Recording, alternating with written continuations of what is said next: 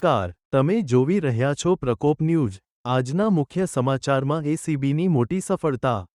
પાલનપુરમાં નાયબ કલેક્ટર અને planning assistant લાંચ લેતા રંગેહાથ પકડાયા। જાણીએ આ ઘટનાની સંપૂર્ણ વિગત। ગાંધીનગર એસીબીએ આજરોજ પાલનપુરના જિલ્લા સેવા સદન 2 ખાતે આવેલા સ્ટેમ્પ ડ્યુટી મૂલ્યાંકન તંત્રની કચેરીમાં એક મોટી કાર્યવાહી કરી છે। માહિતી અનુસાર, એક જાગૃત નાગરિકની ફરિયાદના આધારે એન્ટી કરપ્શન બ્યુરોની ટીમે પ્લાનિંગ આસિસ્ટન્ટ ઇમરાખાન બિસ્મિલ્લાખાન નાગોરી અને નાયબ કલેક્ટર અંકિતાબેન ઓઝાને લાંચ લેતા રંગેહાથ ઝડપી લીધા છે।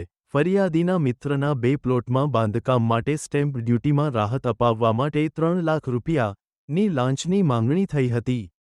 એસીબી દ્વારા યોજાયેલ છટકામાં આરોપી ઇમરાખાને લાંચના નાણાં સ્વીકારી તેને નાયબ કલેક્ટર અંકિતાબેન ઓઝાને સોંપતા ઝડપાયા।